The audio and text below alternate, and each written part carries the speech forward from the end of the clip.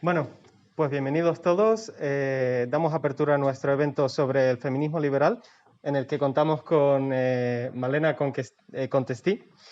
Ella es abogada, analista política y antigua diputada nacional en las Cortes Generales. Sin más dilación, doy la palabra a Bianca para que comience el evento. Muchas gracias. Bienvenida. Gracias. Bienvenida, Malena. Y bueno, para contextualizar un poco el tema, para ti el feminismo, ¿qué es? ¿Cómo lo definirías? Bueno, yo creo que como hay tanto debate alrededor de si feminismo o no feminismo, yo creo que hay que buscar primero los orígenes. Es decir, si nos planteamos qué es el feminismo y nos vamos atrás en la historia, nos damos cuenta de que probablemente antes también, pero ya por el siglo XIII estaba, por ejemplo, Guillermín de Bohème, que quería hacer una iglesia para las mujeres. Luego las llamadas brujas, que no eran más que mujeres que se reunían en lo que ahora serían aquellas reuniones clandestinas para poder estudiar, para poder aprender, para salirse un poquito del redil, ¿no? Entonces, en el momento que hacían eso ya eran brujas y muchas de ellas eran, que ahora vienen los socialistas cogiendo eso de cualquier manera, totalmente descontextualizado, fuera de lugar y demás, ¿no? Pero viene de ahí, de ese momento, es decir, siempre ha existido una lucha porque siempre ha habido una diferenciación de la mujer en ciertos aspectos. Aunque hoy ya hemos alcanzado esa igualdad, ha habido mucha lucha de por medio.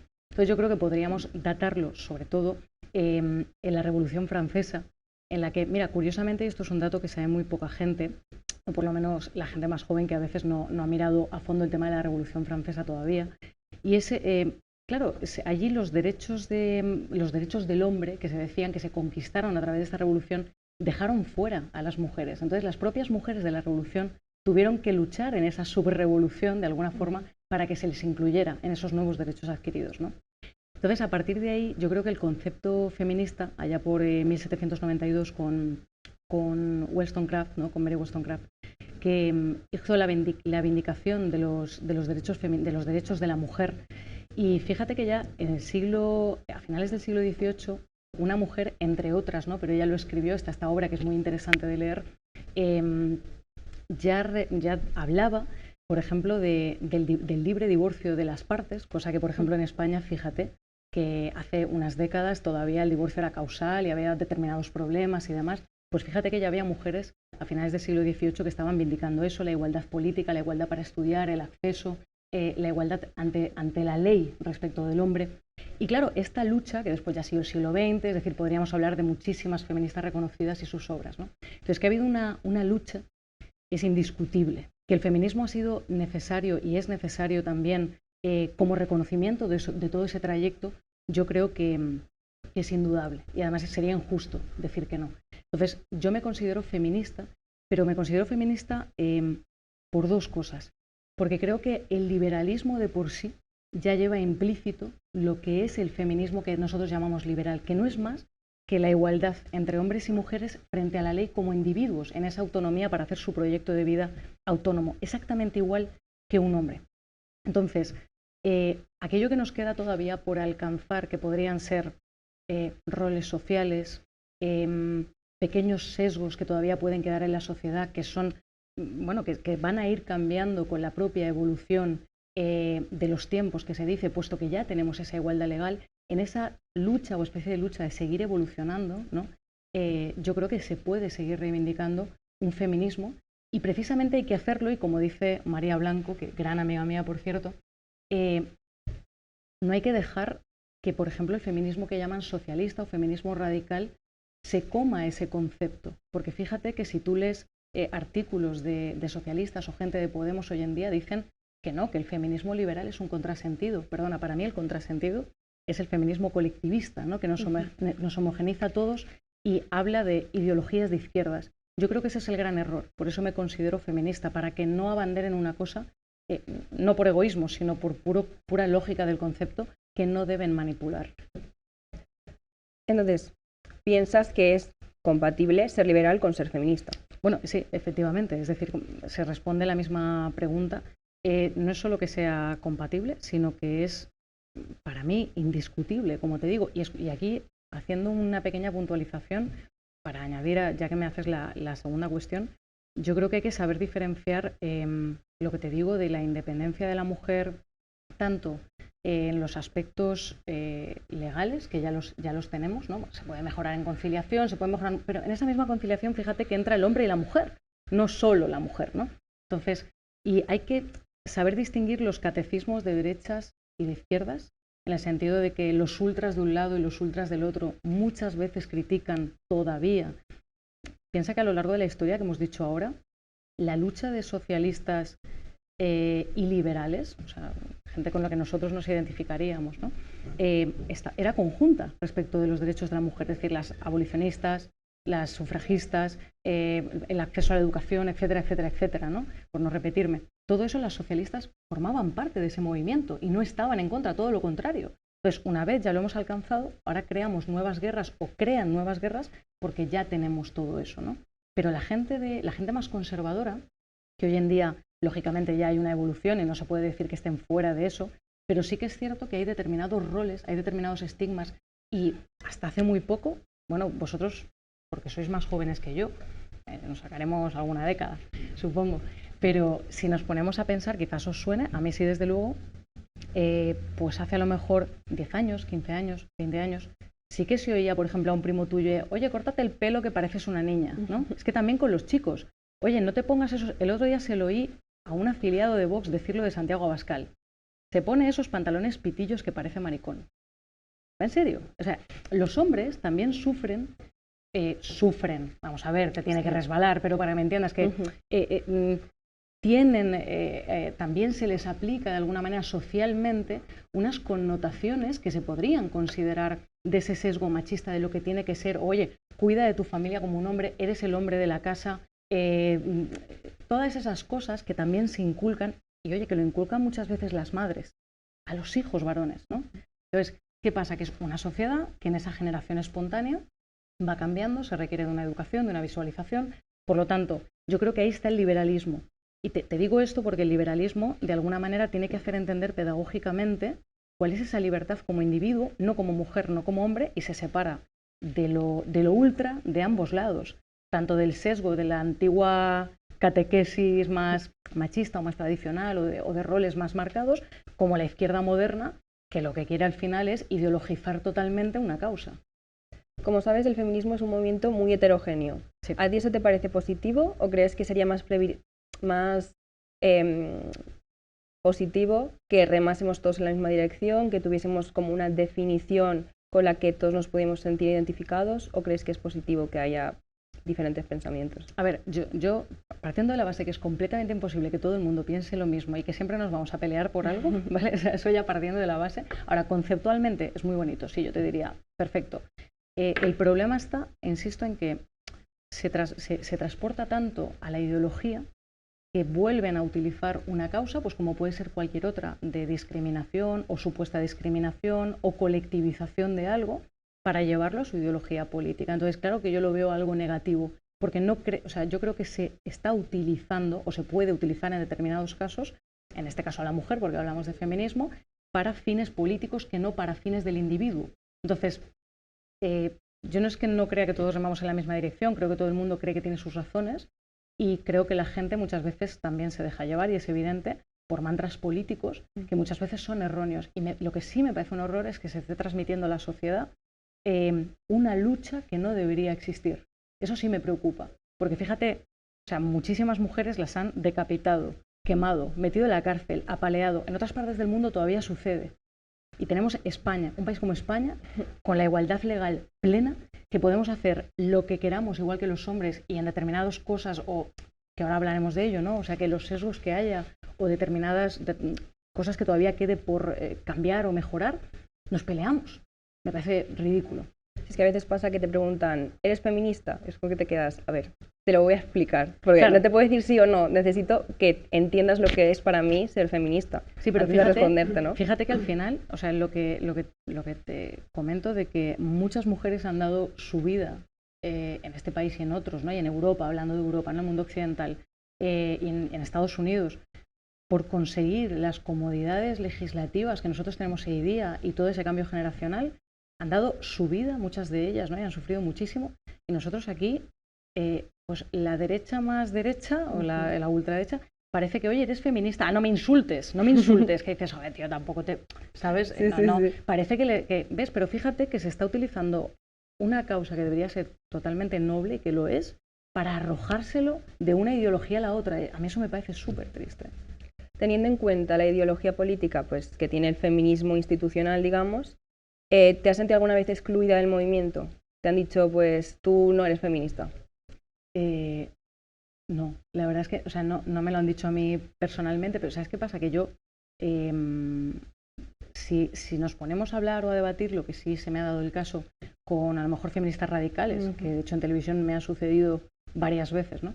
A mí no me pueden excluir de un sitio con el que no me siento identificada, o sea, no te pueden excluir de un sitio en el que no estás.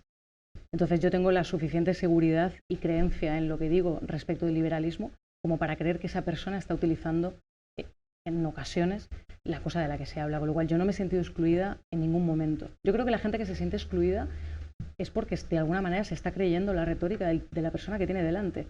No me puedes excluir porque yo no me siento parte de lo que tú dices. Y actualmente, por ejemplo, ¿cuál es tu opinión sobre el feminismo que impera en la sociedad, ¿no? Lo que entiende la sociedad en general por lo que es ser feminista? Pues es que volvemos un poco a lo mismo, la guerra que se ha formado en torno a una guerra más política. Es decir, yo creo que todas las causas históricas, actuales, lo que fuere, ¿no?, deben tratarse con objetivismo, con racionalidad, con libertad, en base, pues nosotros, a los principios liberales, que yo creo que es lo que otorga, pues lo que decimos, esa autonomía a todos los individuos y la mayor igualdad ante la ley, ¿no? Entonces, yo creo que en el momento que se hace una guerra de esto, lógicamente la sociedad va a entender que tiene que discutir contigo, que es lo que estamos diciendo. Entonces, yo lo que entiendo es que se está utilizando como un arma, que no debiera ser así. Entonces, ¿consideras que se debería despolitizar el movimiento feminista? ¿O que es posible, acaso? Porque es que, claro, es un movimiento social, político. A ver, yo creo que hay una confusión normalmente, y a los liberales muchas veces nos pasa, que es que el Estado no va a salvar a la mujer o a lo que sea, ¿vale? Pero la política debiera ser un instrumento al servicio de determinadas causas para conseguir unos fines de la causa. Pero es que actualmente, y en otros momentos de la historia, pero actualmente se utiliza esa causa como instrumento para la política. Es justo al revés. Entonces, claro, eso para mí es politizar. Eso no significa que la política no sirva como instrumento. De hecho, de donde emanan las leyes, donde se discuten, a los puntos a los que se llega, los acuerdos, los consensos o no consensos, o incluso para defender una injusticia de una ley que haya manifiesta. Es decir, cuando nosotros en España conseguimos durante el franquismo y posteriormente, ¿no?, pero durante el franquismo o el tardofranquismo, que las mujeres pudieran ir a votar, el tema del carnet de conducir, el tema de abrir una cuenta corriente. Si es que esto pasaba hace muy poco en este país, las mujeres no podían hacer nada sin pedir permiso a sus maridos. Además tenían que estar casadas, porque si no casi eran parias, ¿no? Entonces, fíjate, ya tanto legalmente como socialmente venimos con una marca fuerte. Es normal que haya sesgos en la sociedad. Pero tuvo que haber una lucha que llegara a la política, ¿no?, que está lo famoso de Kent, ¿no?, de Margarita Kent y tal, de no quiero que voten las conservadoras porque tal. Pero al final esa lucha ha sido para conseguir mejoras legislativas a través de la política. Entonces yo considero que una cosa es politizar y la otra es que se puedan hacer cosas a través de la política. Yo creo que sí es útil eso. Por ejemplo, los medios de comunicación, ¿tú qué papel crees que deberían tener en la lucha en este movimiento? Visualizar determinados problemas para bien. Es decir, eso yo sé que es complicado porque, claro, los medios, luego dicen es que los medios de comunicación están comprados y tal.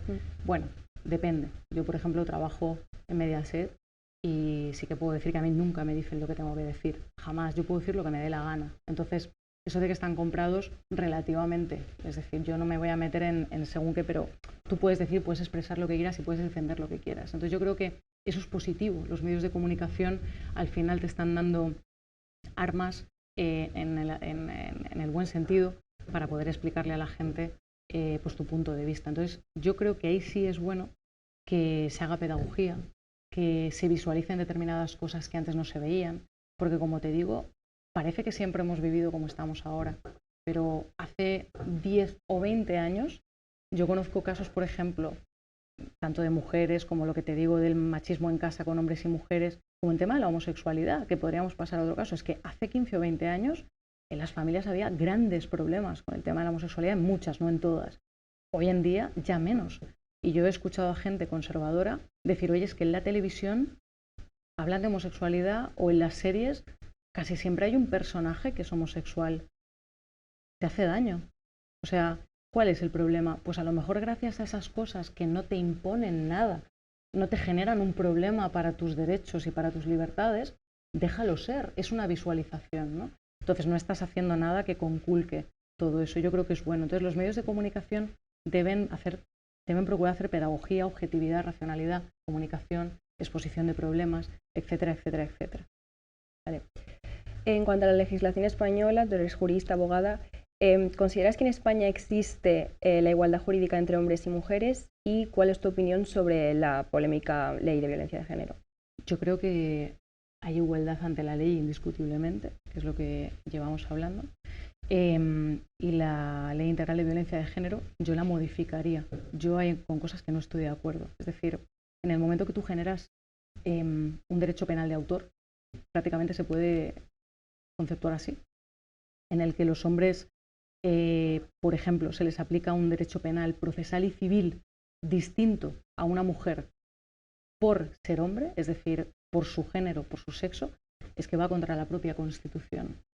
¿Qué pasa? Que, y podríamos enlazar con las anteriores preguntas, es que es polémica. Ya bueno, polémico es los problemas que puede traer a determinados hombres unas consecuencias jurídicas injustas. Y yo no digo que no se tenga que meter en la cárcel o que tenga que haber medidas incluso más fuertes, o que se tenga que visualizar más el problema que lo tenemos, ojo, ¿eh? Es decir, yo no voy a negar que haya un problema con el tema de la violencia contra las mujeres, no lo voy a negar nunca, jamás. Es decir, hay que mejorarlo, de hecho. Pero lo que tampoco te voy a decir es que me parezca bien que haya esa dualidad en una legislación para distinción de individuos por su sexo.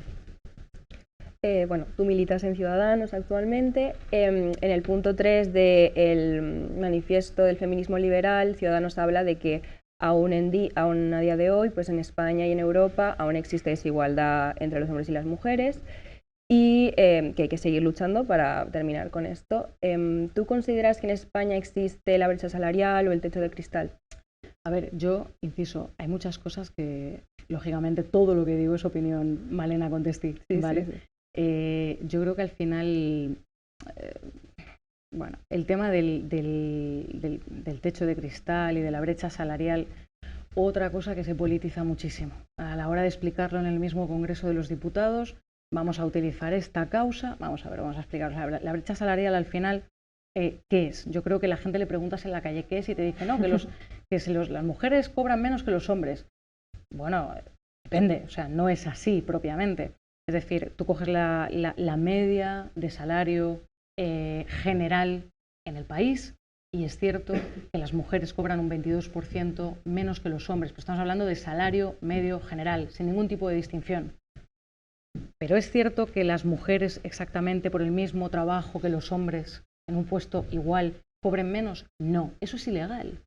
Eso es falso, pero es que tú escuchas en el Congreso y es que hasta Ciudadanos te vende. No, es que la brecha salarial, y tú dices, ostras, vamos a ver, no, esto no es así. No hay distinción por hombre y mujer de cobrar menos. Hay unas circunstancias que es donde tenemos que ir, que además muchas de ellas son espontáneas, que forman más parte de la conciliación y de los roles y de las elecciones de la autonomía de las mujeres. Es decir, ¿dónde están los problemas? En el número de horas a la semana trabajadas, en la antigüedad de los puestos de los hombres, que ahí sí, porque la mujer antes no accedía tanto al mercado laboral, y también están los roles de familia, que se van cambiando, porque hace 10 años el hombre difícilmente se encargaba de los niños en casa, pocos. Ahora cada vez más, la gente joven sí se distribuye las tareas en casa. Eso es algo que te va a imponer el Estado de un día para otro, es completamente imposible. Hay una cosa que se llama conciencia social.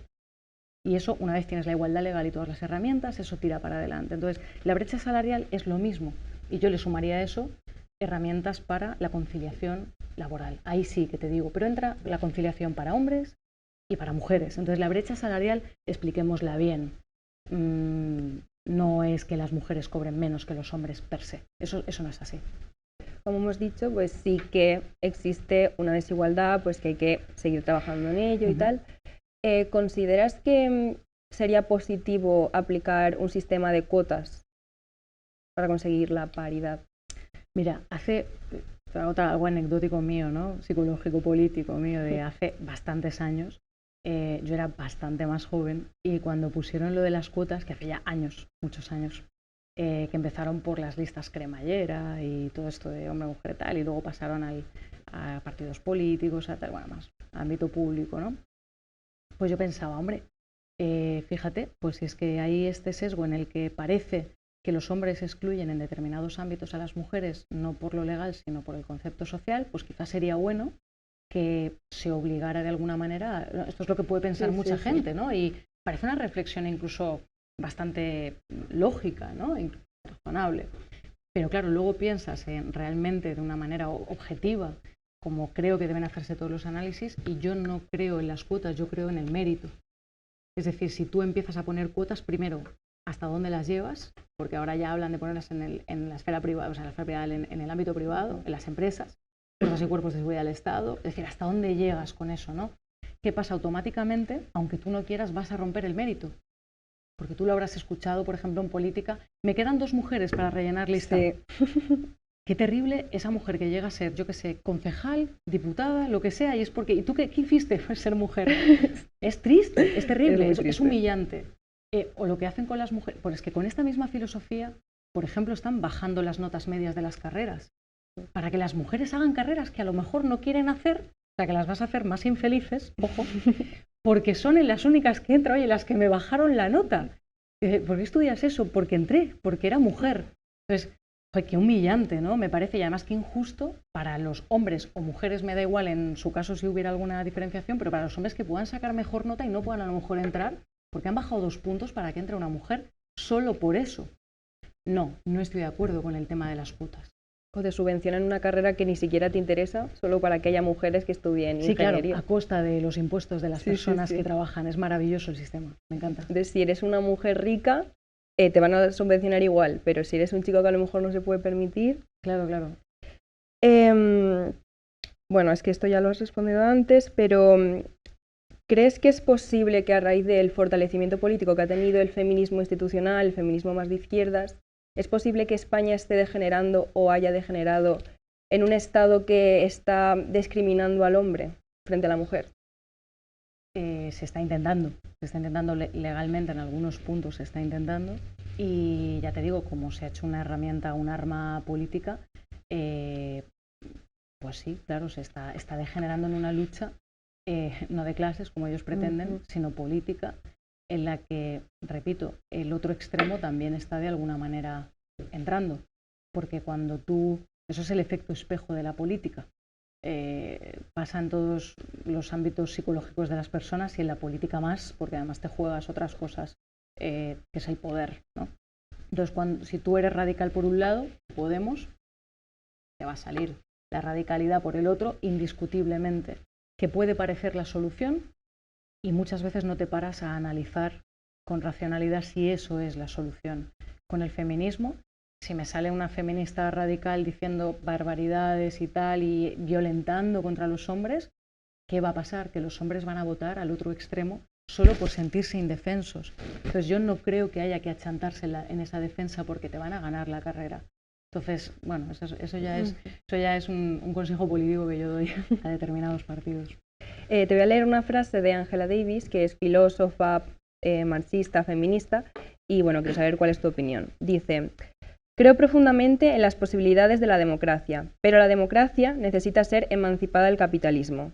Mientras vivamos en una democracia capitalista, un futuro de igualdad racial, de género, económica, nos eludirá. Ya. Bueno, es soberanamente absurdo, pero bueno, vamos a ver. Angela Davis, para empezar, claro, una mujer afroamericana, años 60-70, donde reinaba la segregación racial, bueno, la pobreza muy relacionada a la segregación racial, no por la raza, sino por las posibilidades del mercado, ¿no?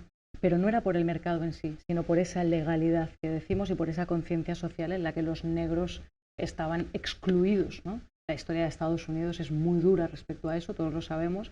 Claro, y se presenta en los años 50, 60, 70 una mujer como Angela Davis, Y bueno, lo que le ha pasado a muchos que han confundido huevos con piedras y se han creído que pues, la pobreza y tal o el racismo va relacionada con el capitalismo y la pobreza también con el capitalismo y la antidemocracia con el capitalismo. Es que nada más lejos de la realidad. Y se hacen marxistas, es acojonante. Se hacen marxistas para atraer más pobreza, ninguna solución y de hecho probable racismo también, como hay en muchos países socialistas. Con lo cual es totalmente absurdo. De hecho, solo hay que mirar los datos. Los países con mayor prosperidad del mundo, no porque lo diga yo, es que está ahí, lo puede comprobar hasta un marxista, son capitalistas. Y cuanto más liberales, mejor. Más prosperidad, más riqueza, más derechos individuales, todo. Con lo cual, yo creo que es indiscutible que esa frase me parece pues, una soberana estupidez y defiendo un poco a Angela Davis en el contexto de su situación vital. Me preocupa más cuando lo escucho hoy en el Congreso aquí en España. ¿Por qué crees que existe esa asociación del feminismo con el marxismo, con el socialismo? ¿Y por qué crees que se considera que el feminismo, que si eres feminista, tienes que ser intrínsecamente anticapitalista? Bueno, por eso, porque al final se genera una guerra en la que cuando ya no tienes una causa con la que luchar, como sería la lucha de clases, pues tienes que inventarte otras, ¿no? Entonces vienes a la lucha entre hombres y mujeres en vez de decir, oye, formamos partes todos de la misma sociedad, tenemos lo que tenemos, hemos llegado hasta aquí, pues al final hay que trabajar con eso, ¿no? Y bueno, se ideologiza y al ideologizarlo, pues tienes estos problemas, que dices, tienes que ser de izquierda si no eres una mal feminista. Pues no, mira, no te voy a regalar el concepto, me sabe mal, pues yo soy feminista liberal o soy liberal directamente. Si tú defiendes esas cosas para la mujer y las colectivizas, las homogenizas, les estás restando individualidad, con lo cual para mí no eres feminista tú. Fíjate, oye, al revés. A ver ahora, discútemelo. Y bueno, para terminar y luego pasaremos a las preguntas del público, ¿cuál crees que es el futuro de España en este tema y cómo crees que se deben terminar con estas desigualdades o estas discriminaciones de todo tipo, feministas, raciales? A ver, yo creo que España, con todo el punto bueno al que decimos que hemos llegado, ¿no? De hecho, somos uno de los países más tolerantes y en términos de democracia más avanzados en tolerancia social para distintas minorías que se dice, o para la mujer o lo que sea, ¿no? Entonces, dentro de todos esos avances, yo creo que hay que tener mucho cuidado en formar parte de esa guerra entre nosotros, que son los extremos. Porque ahora mismo quien está en el gobierno es la izquierda y la izquierda radical, con lo cual nos intentan vender unas motos, como vemos, continuamente, que hay gente que compra y gente que no, y hay gente que se radicaliza al otro extremo. Cuidado con eso, porque al final, fíjate que perdemos de vista la libertad. Un ejemplo, ¿de qué estamos hablando actualmente que ya se había superado, ¿no? El racismo, por ejemplo. En los años 80, 90, la gente el tema del racismo, yo no te digo que no hubiera que superar cosas, pero es que hoy en día que estamos en el 2021, es decir, han pasado ya décadas, yo creo que nadie tenía problemas con una persona de color, con un negro. ¿Qué problema? Ninguno. Pues ahora volvemos a estar con el tema del racismo, utilizándolo por las dos partes. Es más, si miramos las propuestas legales, ¿no? La legislación que se propone por un partido y otro, vemos que se vuelve a intentar legislar en base a la nacionalidad, que eso también es constitucionalmente inadecuado. No solo el sexo, sino la nacionalidad. Se queja mucho, por ejemplo, la gente de Vox de decir, no, es que legislas en base al género y eso es anticonstitucional por la integridad. Y te digo, ok, ¿y tú por qué me legislas por la nacionalidad, por ejemplo? ¿Por qué me dices que los españoles tienen que tener más derechos que una persona que viene de fuera y tal? ¿Y por qué la izquierda me dice que se le tienen que dar ayudas a los inmigrantes y no? Es decir, cada uno tira hacia su lado y al final siempre es bajo el yugo de algo, bajo el yugo de un país, bajo el yugo del colectivismo, bajo el yugo de un partido, pero siempre desde el Estado. Entonces, el estatismo es lo que al final rompe para mí la individualidad y por lo tanto la libertad. Y hacia eso vamos si nos vamos hacia los extremos. Perfecto, pues muchas gracias, Malena. Y bueno, vamos a pasar a las preguntas, si tenéis alguna pregunta. Sí. Tengo tres preguntas. Son tres preguntas que te las puedo decir seguidas y contestas todo de una vez. Vale, pues como quieras. Si tuvieses que elegir con bastante rango de libertad algún aspecto que cambiarías de la Constitución, ¿cuál sería? A elegir, libre elección, échale imaginación. Ostras, esto no es de feminismo, ¿no? Esto lo habíamos comentado antes de empezar, ¿eh? Pues algún aspecto de la Constitución. Ostras, es que me metes en camisa de 11 varas aquí, Bueno, ¿eh? sí, es a lo mejor muy... Sí, me parece demasiado amplia Sí. o meterme en un... Sí. Prefiero que me preguntes otra cosa. Sí, no pasa nada. Mm, ¿Qué, o De sea, todas maneras, mira, te digo por dónde iría. sí, Pasa que vale. iría por el tema de las autonomías, centralización. Yo por ahí tengo obsesión, pero digo obsesión que creo que es necesaria, por el tema de las competencias y de determinada descentralización o no. Por ahí sí que iría yo. O sea, ¿consideras, por ejemplo, que el modelo de Francia es un poco más ejemplar? Claro. Sí. Vale, y... ¿Te sirve de respuesta? Sí, sí, sí. Si tuvieses que apostar en las próximas elecciones generales, ¿quién crees que ganaría la próxima legislatura? Pues yo creo que aquí estamos en un gran riesgo, en un límite. Mira, yo creo que las próximas elecciones las va a ganar el centro derecha. Yo creo. La gente está muy cansada. Nos hemos pasado una pandemia con unos números muy malos. Todavía estamos en ello, en esos coletazos. La quinta, sexta ola, ya no sé qué ola llegaremos, ¿no? Igual llegamos a la séptima, desgraciadamente. Esperemos que no. Y eso, claro, toda la desgracia y las dificultades que va a traer, yo creo que sí que va a penalizar.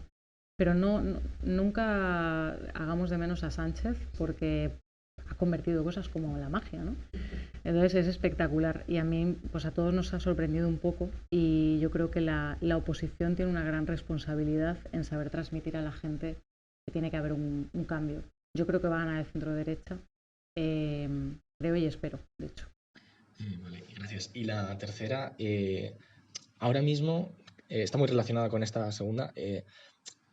¿Tú opinas que a lo mejor la sociedad tiene ya muy claro, muchas personas tienen claro que van a votar, pero desde los medios como que se intenta ocultar porque intentan a lo mejor hacer cierto paripé de que la izquierda sigue teniendo mucha hegemonía, pero que es como un castillo de naipes que en cuanto haya unas elecciones se va a derribar, un poco como, como las elecciones del 4 de mayo en Madrid? Sí.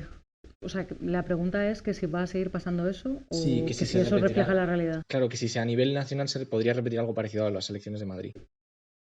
Sí, yo creo que sí. Yo creo que, por lo que te digo, yo creo que se puede repetir, pero claro, ahí hay un papel que no solo es Madrid, sino que tenemos que ampliarlo, amplificarlo, ver qué pasa con las comunidades autónomas y a nivel nacional, pues la gente que querrá votar. Yo creo que ese será el resultado, por mucho que se intente tapar, la gente lo vive en sus casas, es mucho tiempo y no, yo creo que eso no va a servir de nada, o a lo sumo un tanto por ciento que no va a ser lo que va a hacer la diferencia, o esperemos que no. Gracias. Vale. Las próximas preguntas, si son sobre feminismo.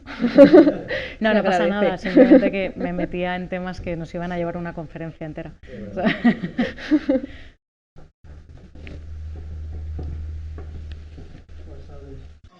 Yo quería saber qué opina usted de la tendencia que va a tener el feminismo actual, ya que considero que ya ha tocado techo, porque muchas de las amigas que antes se consideraban feministas han dejado de considerarse feministas. Entonces quería saber si usted cree que ya ha tocado techo este feminismo o seguirá creciendo o va a disminuir. bueno, vamos a ver. Yo es que, ¿sabes qué pasa? Que con el tema del feminismo podríamos entrar en otro debate que sería el de su etimología, ¿no? Es decir, su etimología y también su causa originaria. Si ahora, por ejemplo, en toda la entrevista llevamos hablando de, oye, la causa feminista, cuidado, porque es muy loable y tiene un recorrido muy meritorio, y a día de hoy, mira, hay un caso muy concreto que os voy a explicar, que es real, a lo mejor habrás oído, por la persona que me lo comentó y tal, que no voy a decir su nombre por tal, pero lo he escuchado en varias ocasiones. Hace unos meses, una persona que vive en el mundo rural, ¿vale? Una mujer liberal, me comentaba, mira, yo he trabajado muchos años en el campo, he nacido en el campo, en una zona muy ruralizada, y allí, parece mentira, pero, por ejemplo, yo hay determinadas opiniones que tengo que tener cuidado en opinarlas según dónde sin hablar con mi marido. Hoy, 2021. Cuidado porque para ponernos al frente de determinadas asociaciones rurales o lo que sea, las mujeres no están bien vistas todavía. Eso sucede hoy aquí. Y si nos vamos al mundo latinoamericano, ni te cuento lo que pasa con las mujeres. Entonces, es un poco el reflejo de lo que te decía. Nos da tanto asco que se esté utilizando esa causa desde la izquierda radical que mucha gente joven dice, es que yo no me considero feminista porque ya me da asco lo que se está haciendo. Hazlo al revés, no dejes que te lo quiten, ¿sabes? Porque hay mucha gente que todavía necesita ya no una igualdad legal, que gracias a Dios la hemos conseguido, pero para hacer valer esos derechos y para seguir adelante, como mínimo no desmeritarlo. Porque hay gente que hoy todavía se sigue partiendo la cara con la sociedad en determinadas zonas, ¿vale? Entonces yo creo que el recorrido está mayormente hecho, originariamente el feminismo de donde salió ya está conseguido, amén, fantástico, pero no desmeritemos el trabajo realizado y no dejemos que la izquierda radical sea dueña del concepto.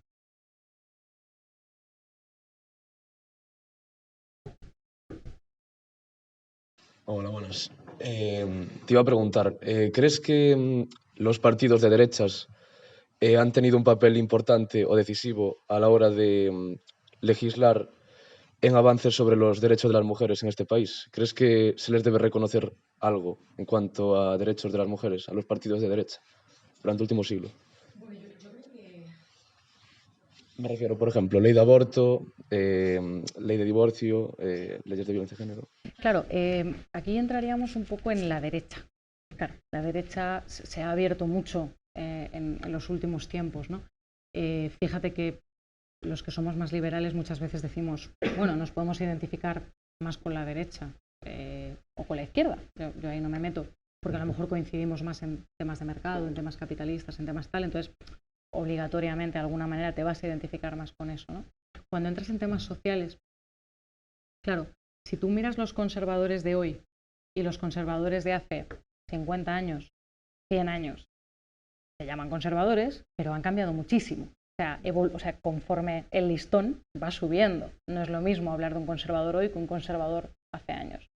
Hoy, los conservadores, hay ópticas que ya las han variado, pero estas regulaciones que tú me estás comentando, cuando nos vamos hoy, que han salido los antiguos dogmas de hace 40 años, vuelven a estar encima de la mesa con el ultraconservadurismo o con el conservadurismo, si lo quieres llamar así, porque muchos conservadores se han hecho liberales. Amén, menos mal, ¿no? Por ejemplo, el Partido Popular. Antes era un partido muy conservador, pasó a ser un partido bastante más liberal. Hoy en día hay sesgos conservadores, pero primero, no de todo el mundo, y el partido no es Vox, por ejemplo. Entonces, en la consecución de eso o en el conseguir esos logros, desde luego, históricamente, tuvo una participación la izquierda indudable. No se le puede decir que no. Es decir, esos avances que yo antes lo he dicho, los liberales y los socialistas fueron de la mano en términos sociales, por ejemplo, de los derechos de la mujer. Es que vamos, que debería ser un pacto de Estado, es que ya ni de derecha ni de izquierdas, es la mujer, es un individuo. Entonces, es cierto que nos hemos pegado de alguna manera también con los conservadores en los derechos individuales, porque al final son estatistas y dogmáticos o pueden serlo, con lo cual la derecha pues ha tenido menor participación en eso históricamente atrás. Claro. ¿Consideras que merece mayor reconocimiento la izquierda, así hablando en general? Para la historia contemporánea de las últimas décadas hay en determinadas cosas que sí, claro.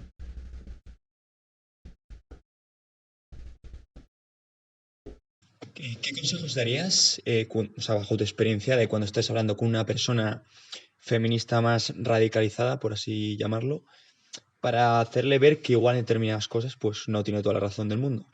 Porque a veces es complicado porque, como que van mucho al tema de las emociones, por así decirlo, y tú intentas ofrecer argumentación, ¿no?, con datos y todo eso, y les da igual.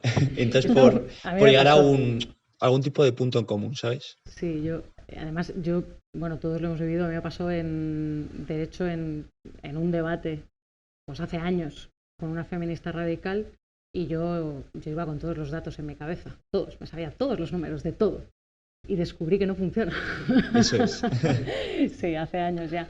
A ver, puede funcionar siempre y cuando lo metas como una coletilla que no te pueda romper, pero claro, si argumentan por otro lado no te va a servir porque no habláis el mismo lenguaje o el mismo idioma, ¿no?, argumentativamente. Entonces, Yo creo que, bueno, es difícil decirlo así a grandes rasgos, pero siempre hay que hacer pedagogía con el liberalismo respecto de los niños, las niñas, los hijos. O sea, si tuvieras un hijo y le pasara esto, o lo discriminaran de esta forma, o se hablara de él como si fuera una persona violenta per se por nacer varón, por ejemplo, ¿qué pensarías? ¿Te parecería bien? A lo mejor tú le estás educando estupendamente como a tus hijas en casa y viene alguien y te dice, no, los hombres tal. Es decir, yo creo que está un poco por hacerles pasar por ejemplos cotidianos, casos prácticos. De ahí no se pueden escapar, porque si tú planteas un hecho, a lo mejor tú dices, es que el 60% y te dice, no, es el 20%. Pues la gente que te escucha dirá, joder, pues no lo sé. Pero si das casos prácticos, que la gente pueda ver que eso sucede, ellos también pueden reflexionar, o me pueden hacer reflexionar a mí. Yo estoy totalmente abierta a eso. Pero bueno, creo que en este tema las feministas radicales me hacen reflexionar poco.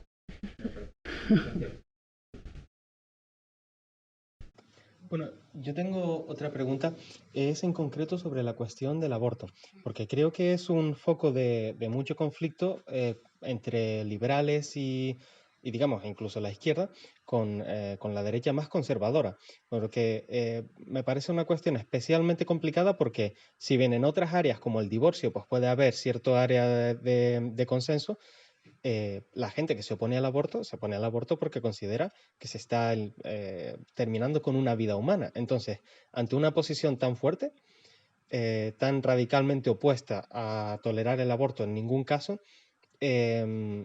¿cuál es la retórica, digamos, que debe adoptar el feminismo liberal o cuál es, digamos, la vía a seguir para ya no, digamos, convencer a esas personas, sino al menos conseguir cierta paz social? Perdón por la duración de la pregunta. A ver, yo creo que es imposible llegar a un consenso precisamente porque entran mucho las emociones en este caso y precisamente porque es imposible que todo el mundo opine lo mismo, debe darse libertad a la gente. ¿Hasta qué punto? Y ahí entramos, yo creo, en las referencias más científicas. Es el único que yo puedo apoyarme, porque yo te puedo decir, vale, yo creo en el aborto total, no es el caso. Es decir, yo, por ejemplo, no soy partidaria del aborto cero, me parece una locura. El otro día lo puse en Twitter y la gente, dije, mira, el aborto cero es imposible, porque siempre han sucedido abortos, siempre van a seguir sucediendo. La gran diferencia es que si tú pones determinadas facilidades, van a haber menos mujeres. No digo facilidades de ven a abortar, que te acompañamos nosotros, ¿no? Sino de que tú no te tengas que ir clandestinamente a abortar.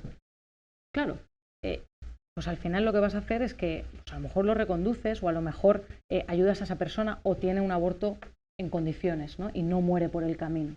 Entonces yo puse eso en Twitter de una manera y la gente, que tengo que decirles que, oye, muy elocuentes ellos, me dijeron, el asesinato es imposible. O sea, erradicar el asesinato es imposible. Entonces, yo digo, hombre, ya, pero no es lo mismo. O sea, que estamos hablando de un embarazo, entra otro individuo de por medio. Entonces, ¿dónde lo ponemos el punto? Yo soy lo que se llama la tercera vía. No creo en el aborto total, en el que tú en cualquier mes de tu vida del embarazo digas, pues ahora me quiero ir a abortar. Imagínate, te vas en el 5.º mes con Jared y dices, oye, ¿y los 5 meses anteriores dónde estabas? ¿No? O sea, no, pero es que ahora no me viene bien. Eso me parece una locura. Yo lo siento, has tenido mucho tiempo para pensarlo. Yo creo en el aborto temporal, con un tiempo muy estrictamente puesto, y a partir de ahí tú tomas una decisión. De ahí en fuera para adelante, te aguantas. O sea, ahí sí considero. Pero al final, fíjate que es un punto que nos tenemos que guiar un poco por la ciencia. Hay gente que dice, desde el momento de la concepción, o sea, ni siquiera te permiten la pastilla del día después. Y esto es así. En serio, o sea, quieren proposar. Yo conozco gente que dice, no, la pastilla del día después tampoco, porque ya hay concepción. Pero tú estás loco. O sea, perdona, pero me parece, es decir, ¿cómo puede ser? Pero tú imagínate la barbaridad y la influencia en la sexualidad de las personas también, que puedas tener un problema en el que tú quieres tomarte la pastilla del día después por lo que sea. Lo que hay que hacer es educar bien a la gente. Lo que hay que hacer es que la gente tome medidas. Lo que hay que hacer es que no se tome esto como una jauja de, me voy a abortar, como dicen ellos, como método anticonceptivo. No, por favor, pero eso al final es educación. No puedes decir, no vas a abortar bajo ninguna circunstancia. ¿Quién eres tú para decirme eso? No. Que incluso te dicen, no, el aborto cero tampoco si el feto viene con graves problemas de salud. Pero bueno, ¿tú quién eres a mí para para decirme lo que yo tengo que hacer el resto de mi vida, o ese pobre niño que a lo mejor viene con problemas y muere al nacer. Entonces, creo que es, uno, importante para empatizar con todo el mundo, llegar a un punto medio. Dos, dejar libertad a las personas hasta un punto que se puede considerar científico de lo que podría ser una vida desarrollada. Creo que ahí es donde menos nos pelearemos y creo que es justo por los dos extremos y respetarlo según la libertad individual hasta ese punto.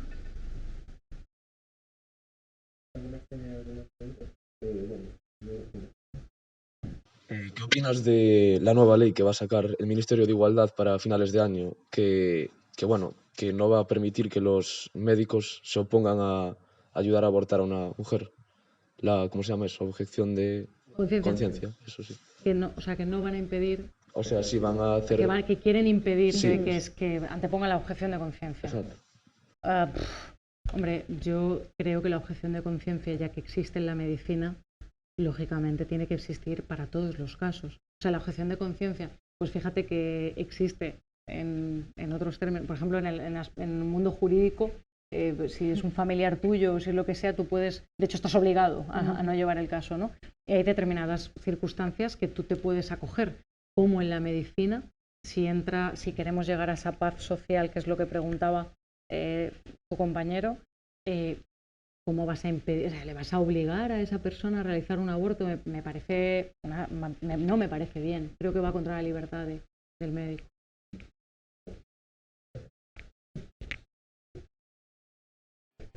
¿Estaría? Estaría. Muy bien. Pues muchísimas gracias, Malena. Vale, pues.